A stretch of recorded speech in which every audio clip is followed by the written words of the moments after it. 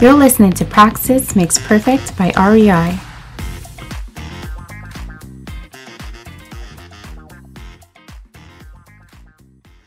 We have been watching the short film Nectar. It was a part of the Inside Out Film Festival in 2020. So during COVID, fun fact, I had the opportunity to do some learning with Inside Out Film Festival. It was an incubator for Indo-Caribbean and South Asian folks to learn about directing and producing. So this short film was directed by Nikita Sunar and produced by myself. So it was exciting to work on it. And there are two folks who are being interviewed in this film, Aruna and Shanice, and we'll have an opportunity to meet them during our in-person event. And we'll get to talk to Aruna for our podcast session a little bit later. So the film Nectar is about how black and brown queer fat bodies find joy in a world that's fat-phobic. So the short film sort of takes us on the experience of what it means to be in a fat body, discusses some of the complexities and nuances of both having hard relationships with our bodies and the way that people find joy in their bodies. Shanice and Aruna take us through, how they experience and find desirability and joy, and often that's through music. They touch on lots of key issues that we discuss over here at CHRAI, like decolonizing. So they talk about how we can decolonize the idea of fatness and how some of the ideas of fatness is rooted in colonialism. So today we're going to talk a little bit more about fatness, fat phobia, body image, etc. So I guess I'll jump in with the first question for you all on what were your thoughts on Nectar and what came up for you? I was just wondering, Suzanne, around the thinking behind the name. Like, because I'm thinking about Nectar, and I'll start, instead of answering your question with a question.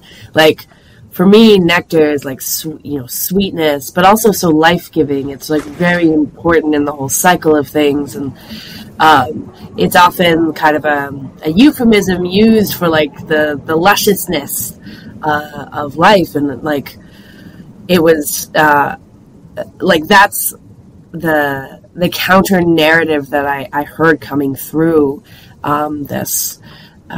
this piece, but that is a projection, and so I'd love to hear a little bit about where how that flowed through the creation process too. You are absolutely correct with it being illustrative of life and juiciness and joy and the sweetness from eating a delicious fruit, and the nectar, that kind of the juices that are overflowing, filling down your hands and giving life to all of the taste buds in your mouth. And during the kind of mapping of what the film would look like, the director Nikita wanted to kind of have these rich imageries and symbolism during the film. So they wanted this idea to be brought up, right? Of fatness as being something that is sweet and tender and joyful and life-giving. And I love how it's for me, it's very easy to make that kind of decolonial connectedness there too, of like, the way that I think patriarchal white settler society understands health is often a withholding, right? Mm-hmm. A pulling back of like trying to keep things restricted and tight, rather than like looking around at nature and just seeing that like any chance, like I love the analogy of the tree that Aruna makes, right? If a tree can grow as big as it can, it will, right? That's its job. Its job is to take up space and to be abundant, right? And that is so disconnected from the ways we've been taught to think about, like, what does it mean to, to live a good life? It's not, especially as women, and certainly communities of, like racialized communities, it's not take up as much space as possible. It's not spread your leaves and your fruits. Like, it's like, oh no, you can have this spot, this one over here. There's the seat in the corner. It's nailed to the floor. You may sit there, but don't take up any more space. Yeah. So as I was watching it for the second time today, some things that were coming up for me. Definitely, I love the positivity on body image and the joy that that is in the film. But I also started remembering a few things that I listened to lately about the politics of posture. So it made me think about how a lot of our ideas about presentation, and that includes body size, ideal weight, beauty standards, and posture itself, as deeply connected to, and they did develop during colonization. So they're deeply connected to the colonizers taking stock of what the other is. Okay, so that's what the colonized other looks like, and obviously they don't have what we have, so we call them or consider them backward, right? And they've used worse words than that, of course. And so what are we then, right? So that's also the starting point for a lot of colonial projects, not just over the colonized, but imposing it on the colonizers themselves, right? So the podcast I listened to on the BBC about posture talked about this whole campaign about making our children, sit up straight. While it's good to sit up straight, but it was enforced in a way that was like a government project, right? So the book on the head, did you know that was actually, so the colonizer wasn't looking at, everybody stoops elsewhere. No, they were actually afraid when they saw and witnessed beauty elsewhere. They saw women in Ethiopia carrying stuff on their heads and having regal posture. And part of the colonial impulse was that if we're to assert supremacy and maintain supremacy, we have to make sure our children have straight backs like that, right? It was also not because simply, it's obviously it's a judgment on the part of the colonizer that the colonized are so-and-so, but they also witness beauty that they found or was threatening, right? So that was fascinating to me. And this was, I think it's called, the podcast is called Thinking Aloud. And they always guest sociologists who do their work and their studies. So this was very much part of the messaging. So when they talk about in the film,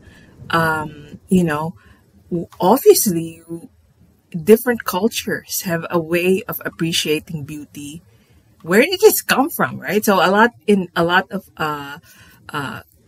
colonial and colonized experiences, you witness this change or assault on what your local culture considers beautiful, because there are indeed, when you look at different cultures, the depictions of human form are much more varied and and rounded, curvy, and then all of a sudden you have this different view, right?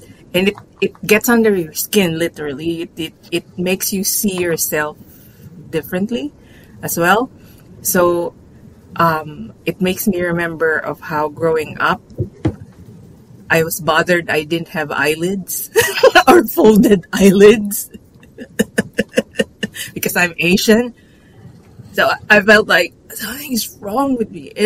I don't know exactly when I started thinking this was, something was missing or something was amiss, that, that this didn't fit the standard of the magazines, whatever, right? I don't know exactly, because all I know is it never bothered me, and then all of a sudden it bothered me, right? Maybe I was 13, 14, maybe, I'd like to say, but I don't know. I remember the only photos I remember are my passport photos where I noticed it. But now I have folds, but that's because of wrinkles and aging. That's another ism. We can do more episodes on that. I think it's super great that you brought all of this up, because it makes me think about totally how the idea of self-image and color and body size is rooted in colonization.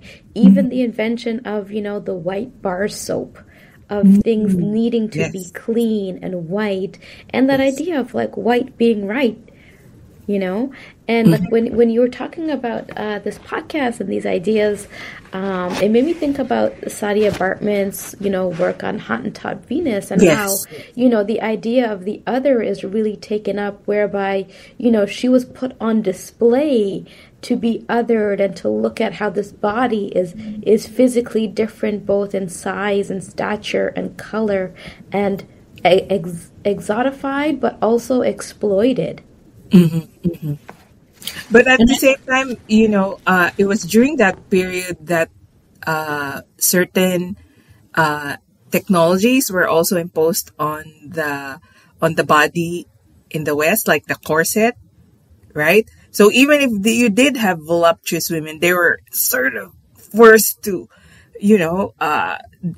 be under constriction and keep it under control in this tightness, right? Because obviously, the Hottentot Venus doesn't have a monopoly of size, of this kind of standard of beauty, right? It's everywhere. It's just that, the colonial project included making this judgment and then looking at themselves as well, and then imposing these restrictions on women, right? And it seems telling that the ideal was straightness, if we're thinking about other ideological, impositions that colonialism shared so generously around the world in terms of what is kind of correct, quote unquote, right? Straightness. And the whole your whole thing about posture really kind of just blew my mind there. I never really thought about that. And I remember my grandparents and my mother, they were I was in ballet as a child, and my mother was in ballet, and my grandmother was very British, and they were very big into the I have a flat head, so the book on my head was actually no big deal. I was like, I can slouch and have this. I feel like I've hacked the system because the one size doesn't fit all, turns out. But I remember as a young woman developing breasts, and the pulling your shoulders back, puts them out there. And I am a large-chested woman. And so as I developed, I slouched more and more. And I remember talking to my mother about this, and she's a high school teacher. She would talk to other high school students too. And as larger breasted women, you kind of pull in again because of that same narrative. That's if your shoulders are back, essentially you're putting your breast further out there, which there's this I think, very connected narrative to fat phobia around breasts of like, you know, they're big, they're supposed to be sexy, but they're also mocked. They're also a joke. And so you don't want to, again, take up that space. And the narrative that was very much alive when I was a teenager, and I'm sure still exists plenty today, of like, you're making me look at them, right? It's your fault for having them, for having they're just there. And yet somehow I have forced people to like not look at my face when I speak. It's for me, such a rich example of the impossibility of these narratives. If you're anything besides a white, cisgender, quote unquote, straight man, right? That it's really all just made to support that's the only right person to be, and therefore that person should have the power. I think you hit upon a very important thing, which is that it's also a male gaze, right? The imposition of the standards of beauty. Definitely women feeling the brunt of not just the beauty industry, but the judgment as well, right? Because it has impact and consequences for your safety, right? Like for instance, not being straight backed and having, a voluptuous figure is going to be interpreted by the male gaze and male dominant society as an invitation, even if it's not, right? So, and then you get blamed when you get assaulted, right? So definitely an important point, I think. I think this is a great segue into how bigger bodies have been represented in popular media and fashion, etc.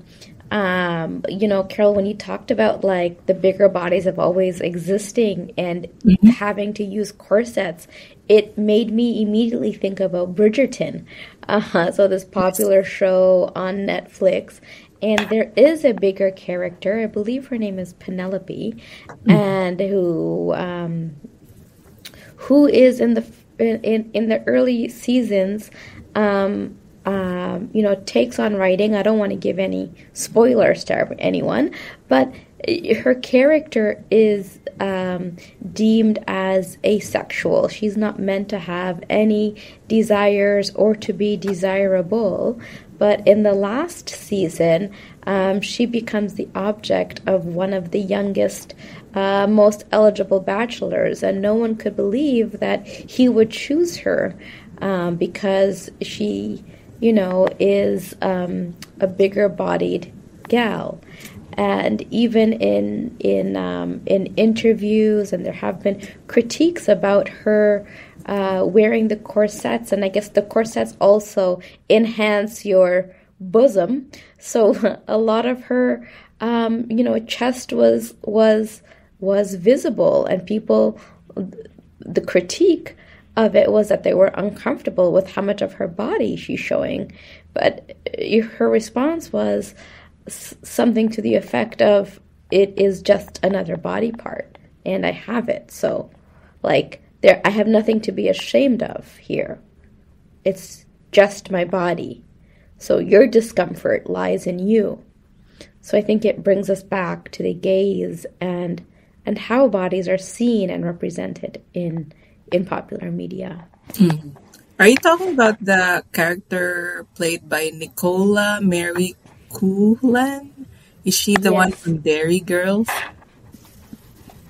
I believe so. Let's see. Yeah, I love that actress. She's really cool. In Dairy Girls, she plays a lesbian character, and so her whole deal is she comes out to her best friends, and she realizes it's not such a big deal for them. It's their parents.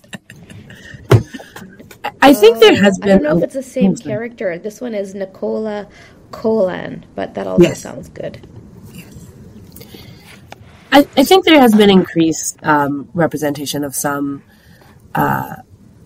women being desirable and having fat bodies. Like, but it is, again, like, you know, I can think of two examples. And I'm glad I'm there for them. I watch them. I'm like, yes, absolutely. But, you know, it's still very small. And I think that gendered gaze is important too, because not to say that like fat phobia isn't experienced by people in male bodies or who identify as men. But I think the impacts are slightly different, right? I think the connection between what it means to be a quote unquote good woman and the size of your body is tighter, I think. Like, I think there are expectations around masculinity and strength, but that also connects to size in a different way. And I think because femininity is so closely, it's so woven into your body, because that is as a woman, right? Part of your quote unquote important job is to do things with your body, right? Make the babies, etc., and the pie. Yeah, that's what you're supposed to do. Make babies and pie. I'm clearly talking about a very specific kind of woman. Barefoot and pregnant in the kitchen. There we go. Yeah. So I think there are more restrictions, and I think, although I probably should have some actual stats to back this up, I think the impact of fat phobia in, say, the workplace and in, like, the differential incomes, because fat people do make less money than people. You know, they're fired more, they have a harder time getting jobs, they have a harder time getting apartments. All of those socioeconomic indicators are the same for that group. In terms of, like, there's a differential. I don't know if the differential is worse than other groups, but I also think that connects with gender too. I think it is harder for fat women, especially. But again, comment on our social media if I've got those stats wrong. I did hear about certain studies about how people who fall into conventional beauty standards, who are considered attractive, do have a premium in terms of, getting the jobs, getting higher pay, etc. And so it follows, it totally tracks that the opposite will be true for folks who just don't happen to, come up to that standard, the societal standard, of course. Another thing that made me, sort of really reflect what you mentioned, Christine. There's certainly a lot more now than before in terms of representation of folks with different body sizes, body types in film. But I'm also thinking, do we see more in comedy, right? Because comedy is a bit more complicated, right? So at the same time, I think it's two-way. At the same time that it is, it has always tended to be representative of a more diverse group. At the same time, we do get that if you don't fall into the attractive standard, you get ridiculed for that, and that is, you're the butt of jokes, right? On the other hand, part of the reason why there's also a lot of representation that we see coming up is also because of, it's not a huge change, but there is some incremental change in terms of women gaining access and power in production, writing mainly. So they do write them, the characters. I also want to add to that specifically about women in comedy. I think this is an excellent point. In terms of tropes, and I would say I relate to this a lot, I would actually accredit my body size to my sense of humor. No, my sense of humor to my body size. In the sense that early on, as we saw in the other film, weight is heritable, right? So I look around my family and I see where things are going. And so there is a bit of a conscious choice for me early on. It's like, well, I guess I'm not going to be attractive, so I guess I should be funny, right? And that is absolutely something that I have connected with in terms of other fat women. We're like, yeah, we developed a sense of humor as in part as a defense mechanism because we're going to be mocked. And one of the ways to respond to that is to be funny back, or be funnier, actually, more specifically. And it's a little like you're allowed, if you're not going to be pretty, you got to be funny, like that's the story. Smart and funny. Sorry? Smart and funny. Sure.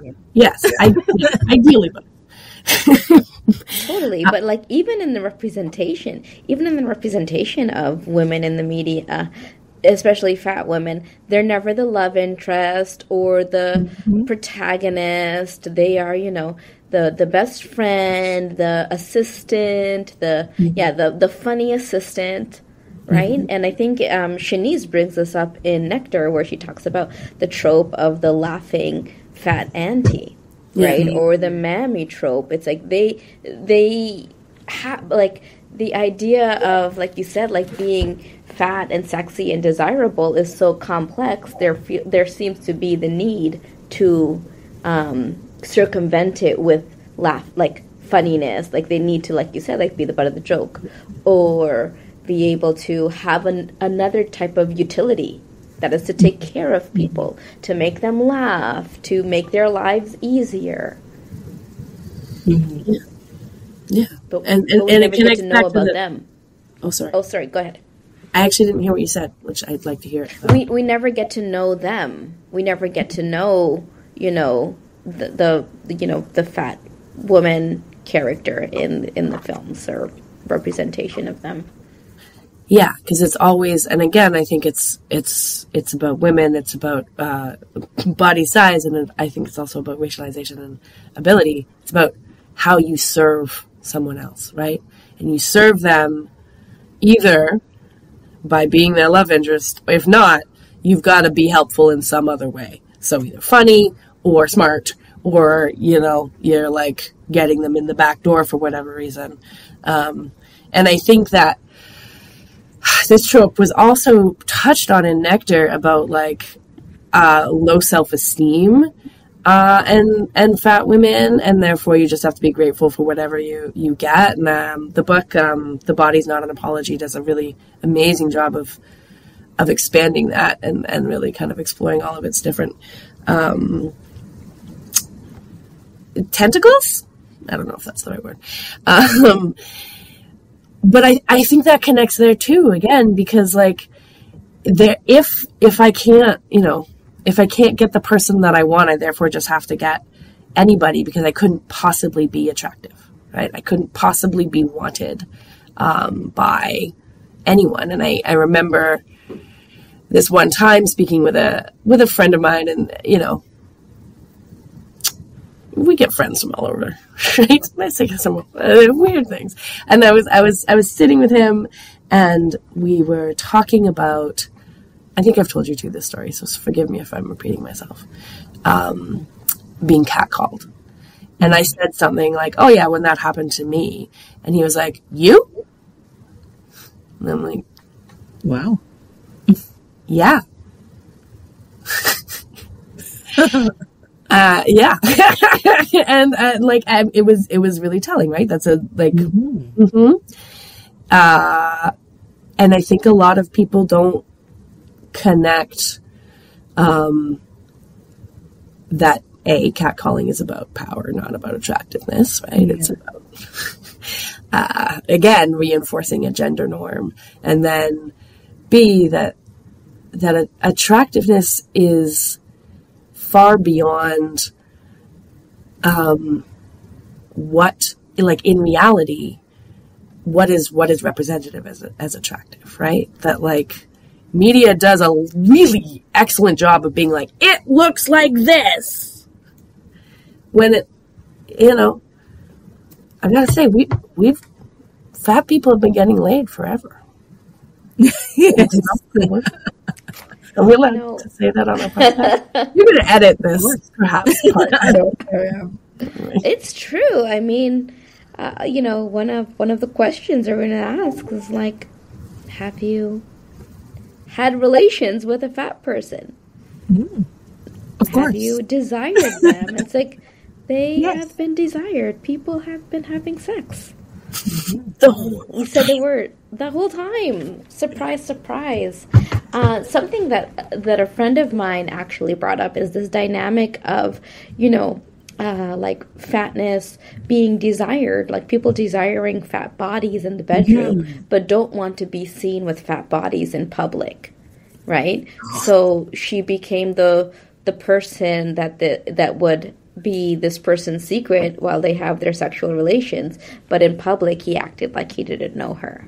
Right? So I feel like that's also like a complexity. Of course, we know that people are always engaging in these activities, but like, are they seen as desirable in public? Enough to be on someone's arm, let's say, if that's the kind of thing you want to do.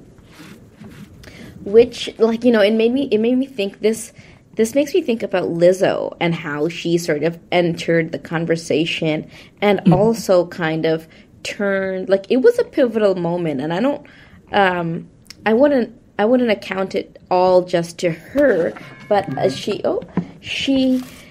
did change the dialogue in terms of loving her fat body, and she was, posting pictures in her, sexy outfits and her bathing suit, and she displayed all of her fatness, and she's like, this is all of me, and I am sexy, and I am fat, and I don't give a shit what you think, right? I am more than, like, not only am I funny and smart, but I am also super talented.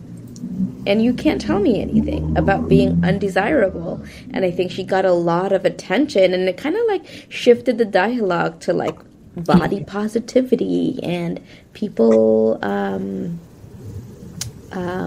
loving their bodies and really glorifying Lizzo for being a bigger person. Then when she started to lose weight, in that same breath, they were critiquing her for now not loving her body. Yeah, that's complicated. That's happened to a couple of celebrities. There's this, I forget her name, the Australian comedian who also lost weight, but was very successful already before she lost the weight. Yeah. So we also. Oh, I'm doing it again. I'm interrupting. No. I was trying to remember her name, but I can't remember. There's lots to love about Lizzo and the like changing the visual response to fatness. But I think that's also, we have to also be a little bit careful around that direction of body positivity that's just saying, look, this is attractive too. Because I think it reinforces the idea, specifically, this is often, again, around women.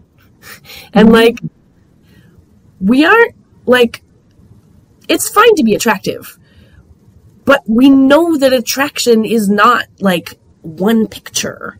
It is about connection. Like, it's about people. And so why are we saying still that our value continues to be based on attractiveness and we're just expanding the category of attractiveness, right? Like, I think we could use some nuance and some some appreciation, especially, again, not to throw the baby out with the bathwater. Like, I think there's a lot of really important work being done in kind of body positivity, but I think it sometimes still relies on the same idea of like, that are, in some ways ableist, right? Like, look at what everything that my fat body can do. That's cool, but it's still okay if your body can't, right? And like, you're not lesser than for not being able to, run that long, regardless of the size of your body. And so I worry a little bit about some of the counter narratives that are being developed, in the sense that they're just relying on excluding just a different group of people. And I think sometimes we get into that often when we're trying to change the stories of like, we're still going to count on there being an other. We just want it to be a different other than this group, because we all want to be on the in, and just to be on the in, you have to have people on the out. Definitely. One more thing that I started thinking about in terms of the colonial standard was the role of science. And I think, Christine, you mentioned in one of the emails the origin of the body mass index, which is totally, just made up. Would you like to talk about that? Because I thought that was interesting. Yeah, I'm happy to talk about that. But probably the best thing for folks to do who are listening to this would be to go to the original podcast by its maintenance phase, and their episode on body mass index. And it's Aubrey Gordon and Michael. I'm blanking on his name, but anyway, it'll come to me when the actors come. The meeting comes to you. They're all going to come together and mix it up. But essentially, the body mass index was invented by a statistician, I believe, and he was looking for ways to essentially categorize population level, right? Not an individual. And so he came up with this way to do it that was not initially taken up by the medical community. The first people to take it up was the insurance companies. And they were like, they did all sorts of wackadoo things with it. I think at one point what they would do is like submerge someone underwater and calculate the amount of water that came out of, like, that their body took up. Like, that wasn't what it was calculated. That's wild. That's wild. It's kind of wild. Like, it took a really wild turn. And then there's things that even, I think the original statistician was like, it doesn't work for racialized bodies, for example. I'm pretty sure BMI is not helpful for Black people, for example. It is not helpful for entire groups of people. And so then after like the insurance people took it up, eventually doctors started using it. But it doesn't represent health, basically. Like, it is another way to say this body's right and this body's wrong. But you get so much more information, especially when you're in the medical community. If you're a doctor, you can find out how much exercise does this person get? How much stress are they under? What are they eating? How much are they sleeping? Other actual markers of health. Whereas this BMI number, which they, also get and make all sorts of judgments based on, doesn't, like, there's lots of science behind how it actually, there's no correlation, really. And in fact, the lower your BMI, if you are underweight, you have way worse health outcomes. So if the conversation is about health, even then, which is often what people use as like, oh, I'm just worried about health, like, and like the cost to the healthcare system. The cost to the healthcare system is so much more, I'm really on a soapbox right now, and I'm so sorry, I'll stop after this, but is actually fat phobia, because that stops people from going to see their doctor who are just like, I'm not going to see you until you lose weight. Oh, I know a person who says that. I'm going to lose weight before I go to my doctor. Yeah. My husband. Yeah. Well, he literally says that. And I'm like, what? What are you talking It's warranted. about? It is warranted. He's not wrong. And didn't know that was a thing.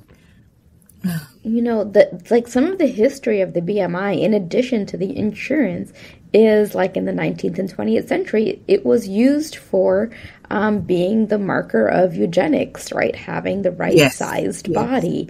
And, how this kind of transformed into like this kind of like white supremacist ideology. And, fat people were othered and in these situations undesirable in a very different kind of way, where then using BMI became even more racialized, kind of like for the things that you all are talking about, like going to the healthcare facilities or in like the medical industrial complex, where fat people don't get the same access to health, right? And the doctors don't listen to them because they're like, oh, well, it must be because of obesity. And like kind of Christine, we were talking, or you brought up earlier that, well, men do experience fat phobia. That is absolutely true. But it sometimes is harder for women, people who identify as women, because their bodies are seen as bodies that need to reproduce, bodies that need to be healthy, bodies that need to be a specific weight. And the idea of having a bigger body, like in the kind of like the medical science journals, was only bad for no scientific and medical reason, only because bigger bodies were often associated with women of color. So there is no like real science behind a bigger body being a bad body or being an unhealthy body. It's just a body, but it's not the body that is desired. Right? And back to like bigger bodies and reproducing, like women as being the reproducers of the world and having to labor in this way, that when people have medical conditions during pregnancy particularly, or have a difficult time getting pregnant, the first thing they say about that is, well, you're obese, or you're medically obese, so this is why you can't be this is probably why you're not getting pregnant. Yeah. Not to mention, the pill doesn't work if you're a certain weight. They don't tell you that. On the other side of the reproductive process, they don't mention that if you're a certain weight, it just doesn't work for you. What? Fun fact. Yeah.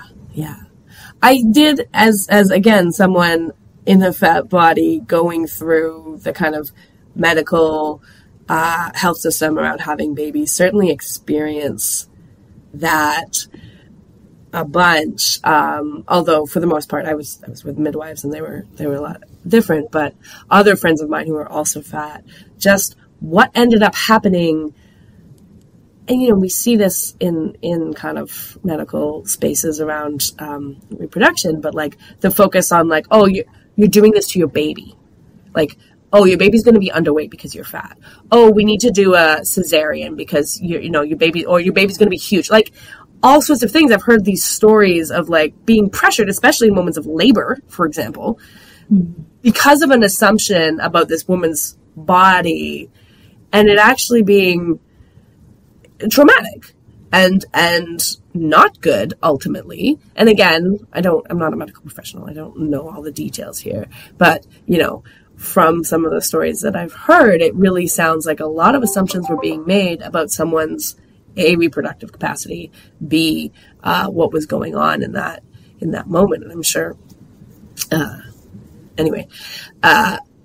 that map on, like you're saying, Suzanne, very closely to the way there are significantly worse outcomes for racialized women in maternity care, right? Like we see that in the States.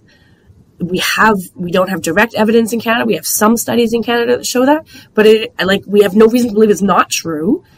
And anecdotally, we know it is, right? So it's scary. There's some very real impacts here of what what kind of body you're supposed to have to do the thing you're quote unquote supposed to do. Yeah, I think that part of it is because the judgments that people make, and this includes medical professionals, when you see the fat body, is that you make an assumption about moral judgment, lack of willpower, etc.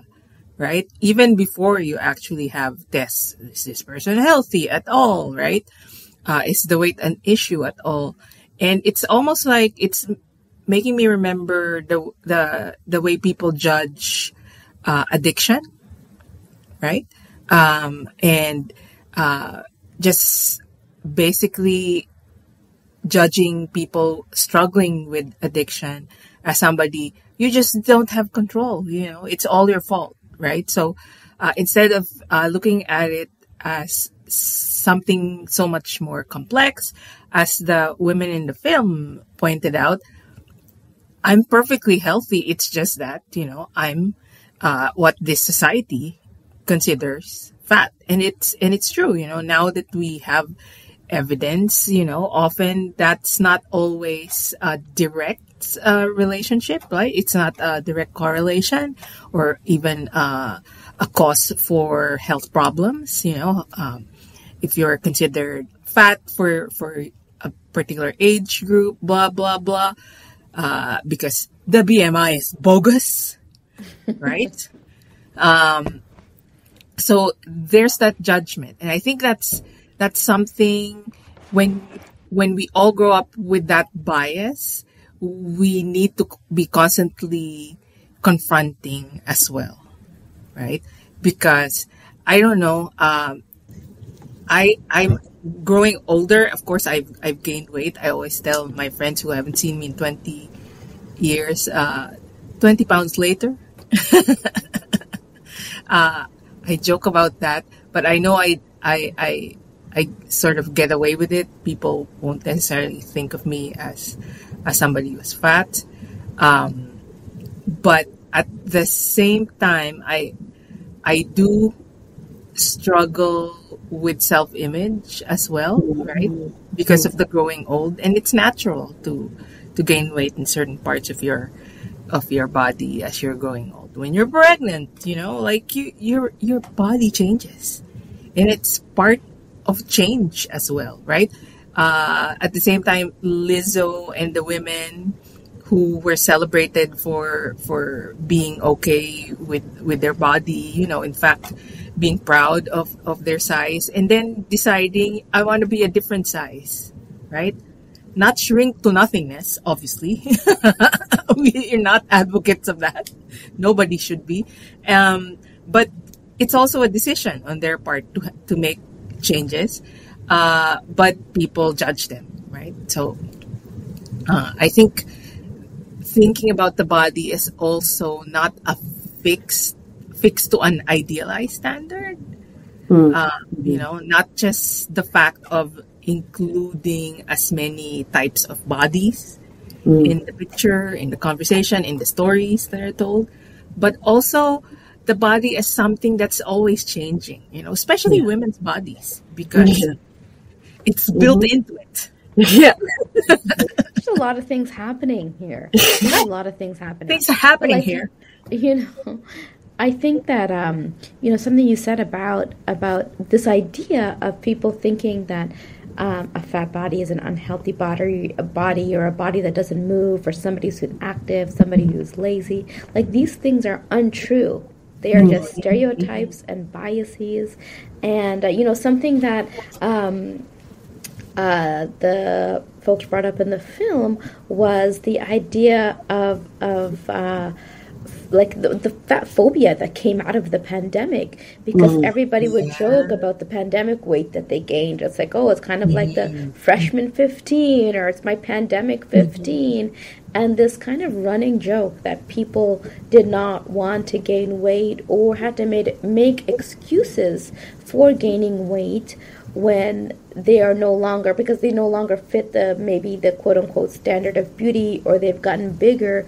And then you kind of see people's self-hatred of their own bodies because they've gained weight, but also telling fat bodies, like Aruna says in the film, that we don't, like, you're not supposed to look like us. Don't look like us. To look like us is like, this is what you're saying to people, like, now I feel ugly because I look like a fat body. Right?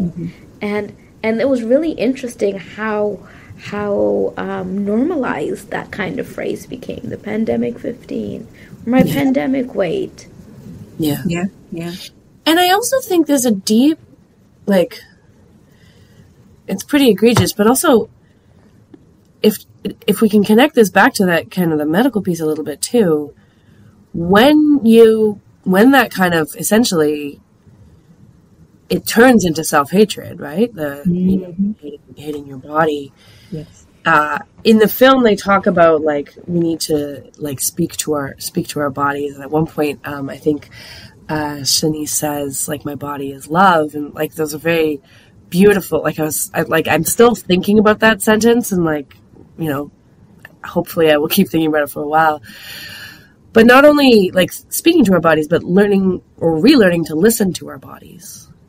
Because I think a lot of the time, especially in fatness, because of this very strong narrative of you having a wrong body, many folks then stop listening to what their body needs or think that what their body is saying is wrong, right? And there is a huge problem of eating disorders that go completely undiagnosed in bodies of usually women, but not always, who are fat because doctors don't believe them.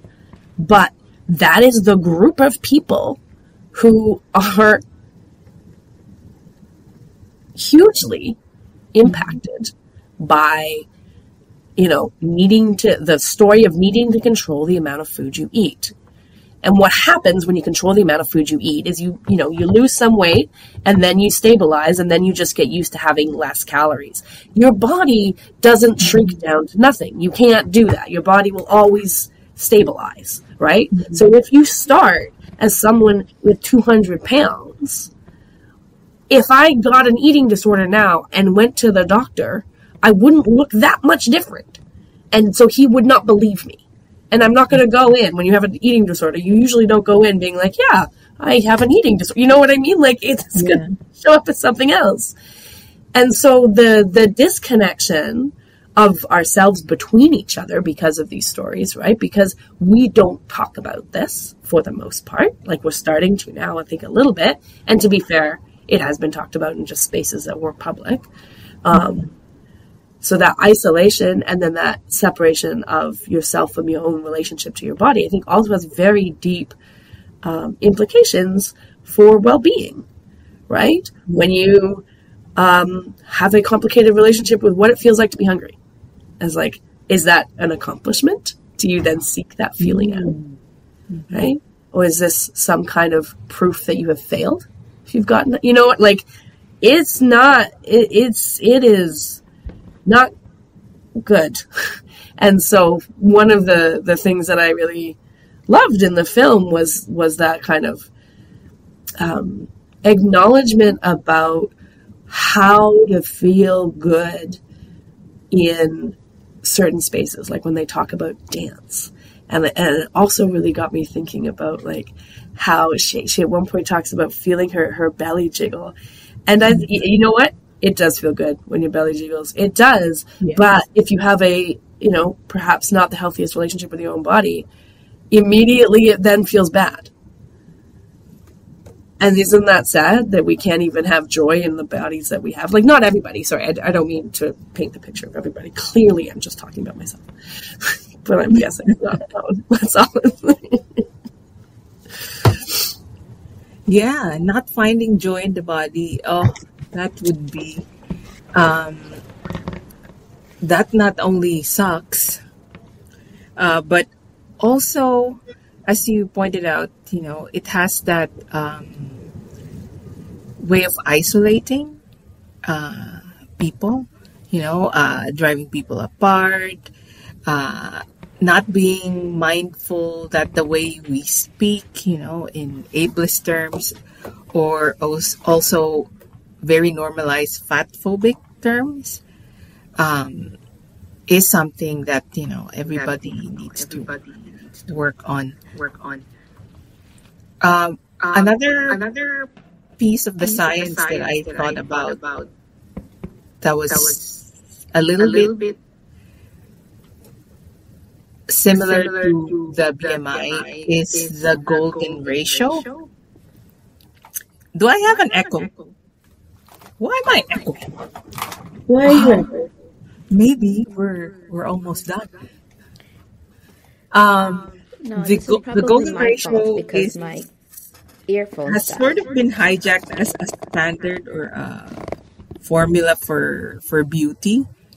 but it's actually, all it is a proportion that's found in a lot of nature, right? So it's in the nautilus shell, it's supposed to be the pyramids, etc. And then sometime along the way, it also was transplanted as sort of the beauty standard for attractive faces or bodies, right? And of course, when you analyze the representation in art, it sort of matches Greek statues and faces. So a very European standard. So again, that sort of been questioned and critiqued by folks as something that is deeply colonial and Western in origin. Because definitely the idea of beauty and beauty in the body across cultures is so much more diverse than a single formula. Thanks, Carol. I want to turn to one of the questions that Christine posed earlier in our chat about, is fat phobia the right phrase to use? Mm-hmm. And what are some of the barriers of talking about fat phobia?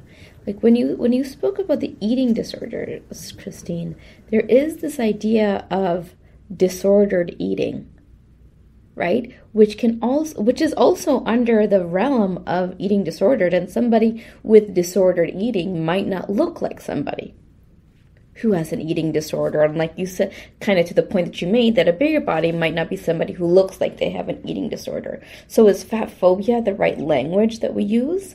In some of the research that I was doing and podcasts that I was listening to, someone said that fatness is just a descriptor, right? It's just a descriptor, like tallness or shortness. So is fat phobia the right word that we use? We're just describing a body, a kind of body.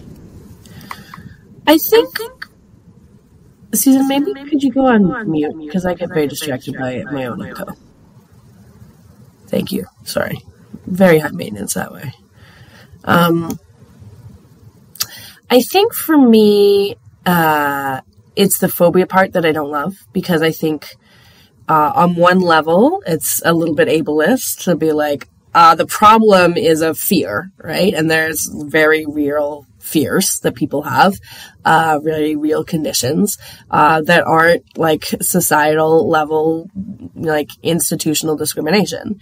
I think when we're talking about what we're talking about, it is systemic and it is institutional. So it's not a phobia, right?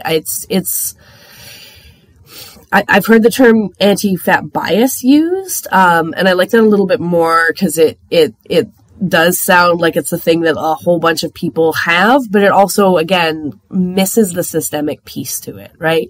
So the difference between white privilege and racism, or patriarchy and sexism, those aren't the first one, anyway, okay, sorry. I'd like a term that acknowledges that this is a structure that has been handed to us, that is baked into our systems.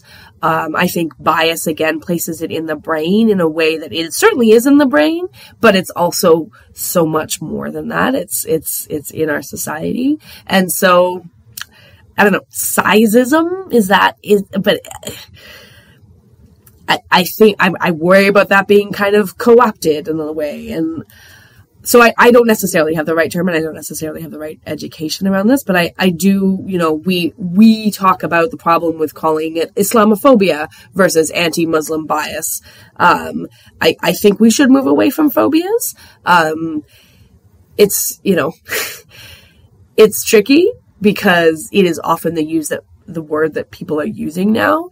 And you want to be able to talk about this. Already so many barriers to talking about this, right? And I think some of those barriers are just about, at least again, a I'll talk about myself as well as what we saw in the other film that we'll be screening next year.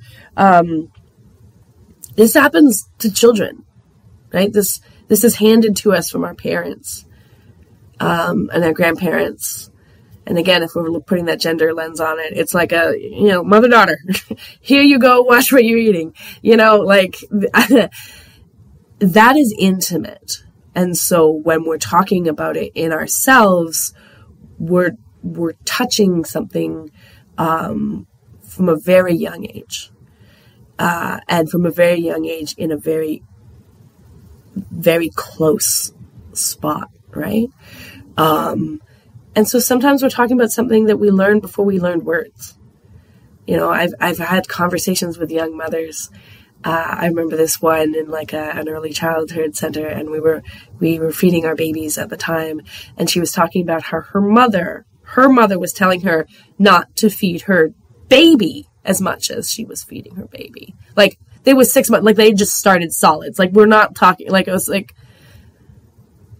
no, your mom is wrong. I've just met you, but let me tell you, I'm insufferable sometimes. I really just was like, no, you can feed your baby. It's okay to feed your baby, girl. Like, and again, I don't know if she's, anyway. That's really early.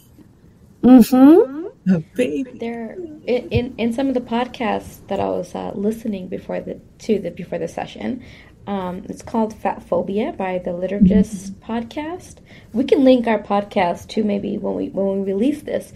But this person was talking about becoming an adolescent and developing thighs and breasts and hips, and then going to the doctor, and the doctor saying basically, like, this body that you just inherited is wrong. What? Like, how...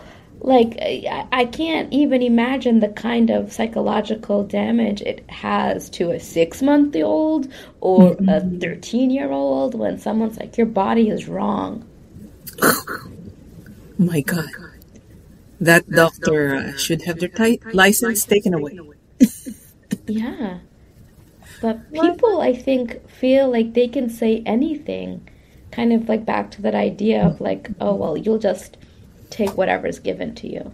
So you'll take, and especially with doctors. I mean, doctors have historically been awful, especially to fat people, to racialized people, to women, etc. Indigenous communities especially.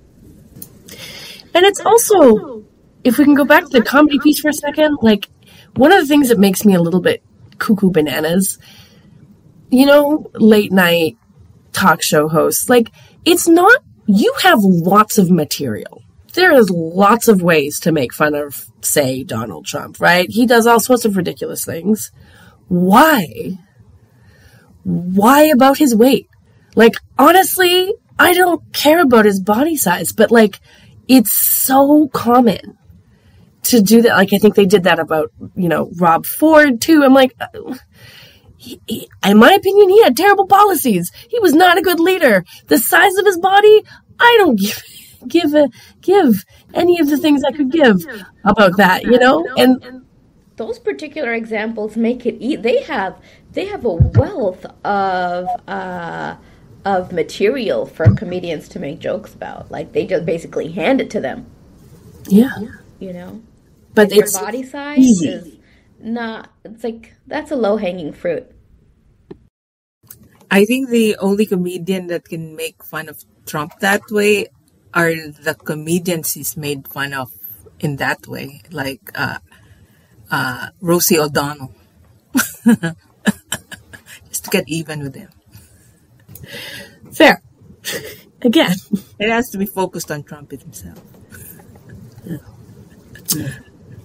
Yeah. Donald Trump himself, he's kind of cruel when it comes. Did you just say he's kind of cool? Cruel. Oh, yeah, that's one word. When it comes to appearance, right? Oh my God, he's such a horrible person. Well, luckily he's not our standard, right? So I'm sure he can't possibly have more of a negative impact. Whoops. In case that wasn't clear, I was being. But I definitely get the moving away from the use of phobia, because when you call something pathological, that means you're excusing the person who has the bias, because a person who has a phobia is supposed to be not able to control it, right? Like it's an issue. Irrational fear. Yeah. So definitely, why was it even coined that way?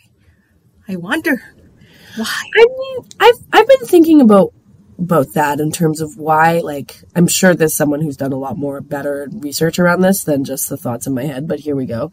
Like, I don't think most of it is fear, right? I think there are certain narratives around like fatness as like taking away from others, and again, I think that is colonial and neo-colonial. Like, I remember, growing up in East Africa, there was this like critique of like the larger African woman as proof that like international development is feeding the wrong people. Like, what? That like they're taking over, like a weird, like they're taking over their own country kind of thing. It's like, what? Anyway, again, another side conversation. It's a weird subculture. But I don't think it's fear so much as like, I think there's people who just don't like how it looks. And in the film, they say, that those folks lack self-love. And I'd like to think about that a little bit more. Like, I'm not sure I'm ready to diagnose folks as lacking self-love. I might say there's a lack of connection, a lack of community, a lack of like recognition of humanity, right? Like, there's probably been some reason that they feel like they cannot see a fat body as fully human. Is it fear? I don't know if it's fear. I don't know. I actually love your point, Christine. It reminded me of this poem, and I think I can share screen with folks. It's a poem by Maya Angelou, and it's called Mama Welfare Roll. Will you read it for the good folks at home? Shall we read it?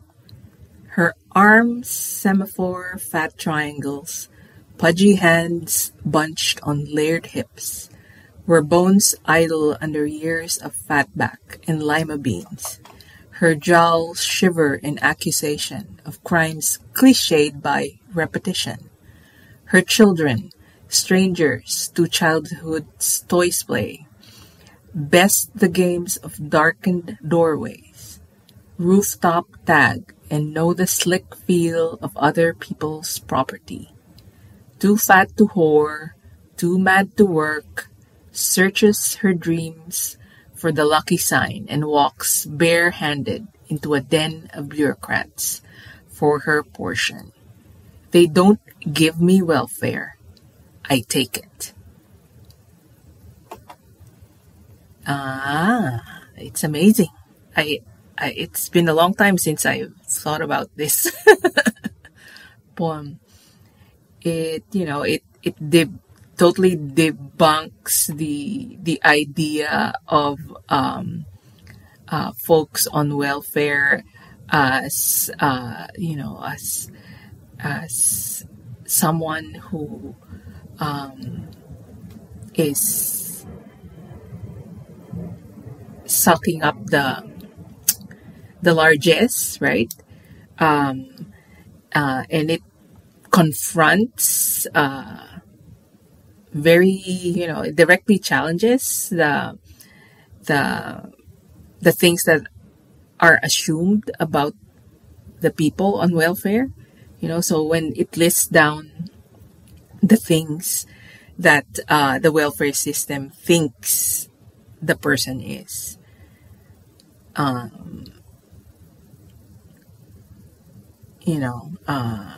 too fat to whore, too mad to work, etc. Yeah. It's created by a den of bureaucrats. Those standards. Their that idea idea. of the not good body. Yes. Rooted in colonization and the bureaucrats who put out the medical journals and the studies and of things of the like. Something that we didn't get to touch on that maybe we could spend a minute or two talking about is diet culture and how insidious it has become. And these days, something that is very popular, I hear all the celebrities are using it, is Ozempic. So I think it was a medical injection that was particularly designed for people with diabetes. Yeah. And it was supposed to, I don't know what it does, but it helps your diabetes. But in addition to helping your diabetes, it also makes you lose a lot of weight. So people have been using this as a kind of, I think, celebrities. They have been accused of using this as a quick way to lose weight. But, in addition to Ozempic, there's all of the diet culture trends like the paleo diet and I don't know, the 30-day sugar-free, like all of these things that are being advertised to people as a quick way to, you brought up, Carol, like a quick way to fix these bad bodies. I have a lot of thoughts, feelings about Ozempic, but one of the things you just said there, Suzanne, is like the accusing people of essentially like cheating at losing weight. Like, so the story is, no matter what you do, you need to lose weight. Just go and lose weight all the time. But you have to lose weight the right way.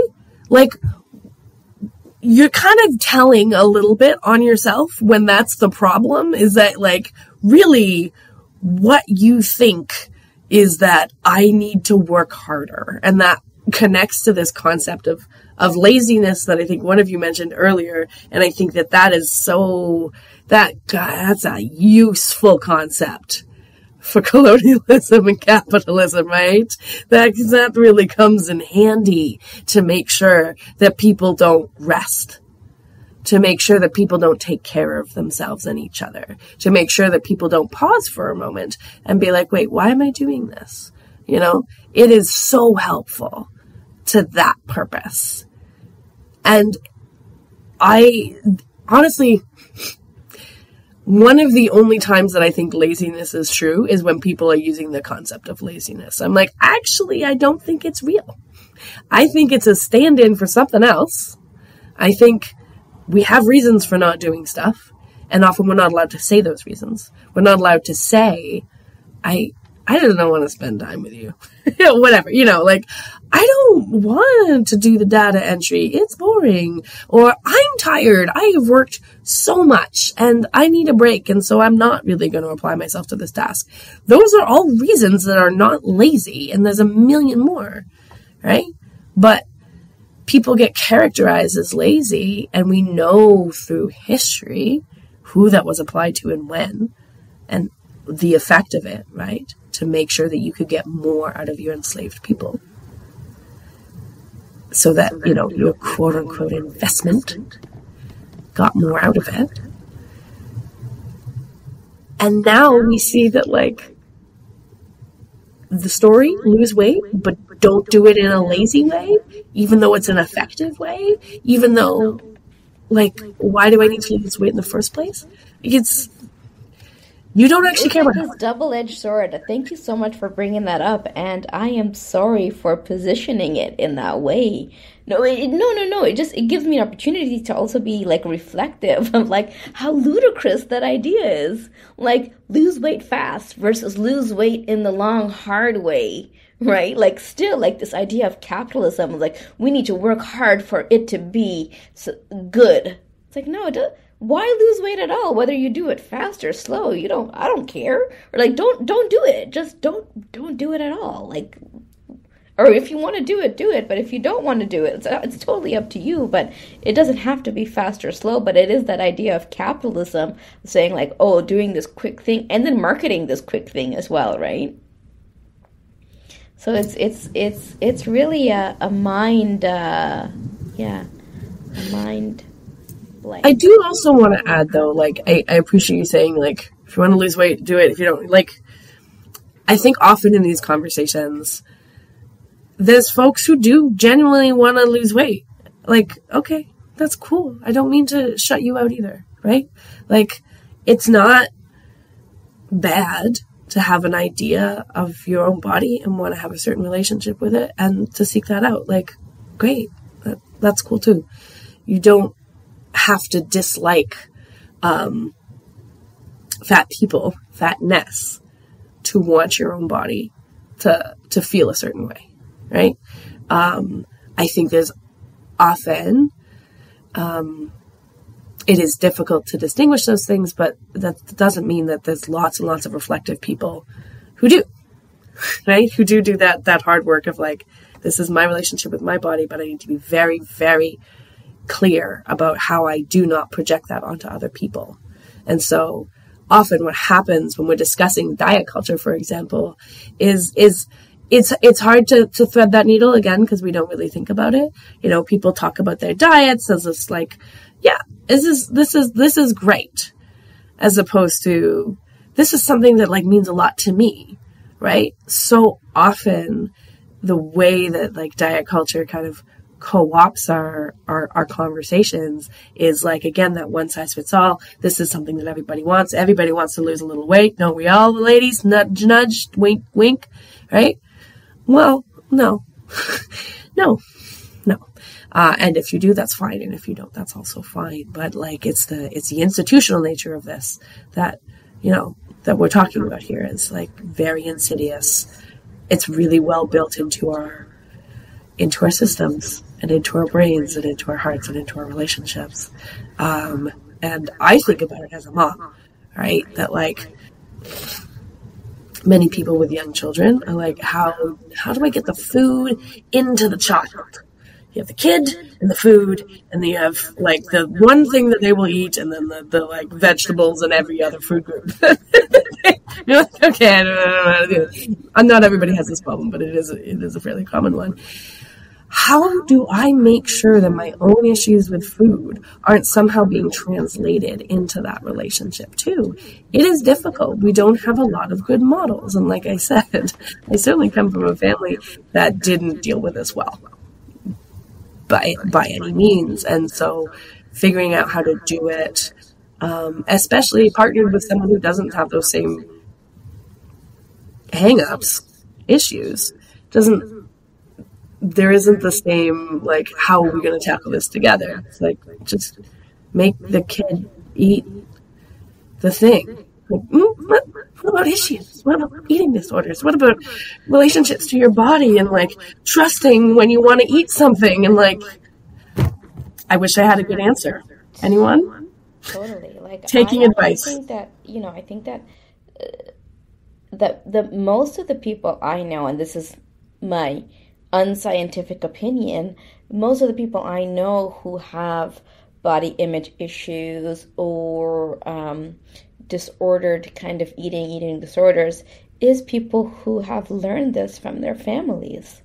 Or like often people's mothers have kind of instilled, maybe for better or for worse, this idea about food and bodies that has like lifelong consequences for many people. Very true. Yeah. Well, I guess we should probably wrap up. Maybe we'll leave them with a question like, what do you think of sizeism? Does it work? Is size 0 a real size? What is that? Why don't you size up sizeism? What's the size on that? Oh, there's so many documentaries that sort of touch on that. How they invented size There's 0. also a 00, Carol. So they don't exist? Why are they Very small buying people. clothes? And that's the other thing. Like They're invisible. people on that end of the spectrum also feel Yeah. discriminated against. I So thought maybe they had sizing could work. XS. That works. Extra small when you're smaller than the average small. Extra But- small makes more sense than 00. I know, it's like an invisible person. I don't want to visit Not really one here. with malls where the clothes are floating. It's just threads. You know, they just have like a few. Just threads. You're just threads. getting threads. Who's that? Buying 00. Thank you all for engaging in this conversation with us. And stay tuned for our screening of Nectar. And then next term, so winter 2025, we will have another film screening. Well rounded. Thanks, folks. Thank you.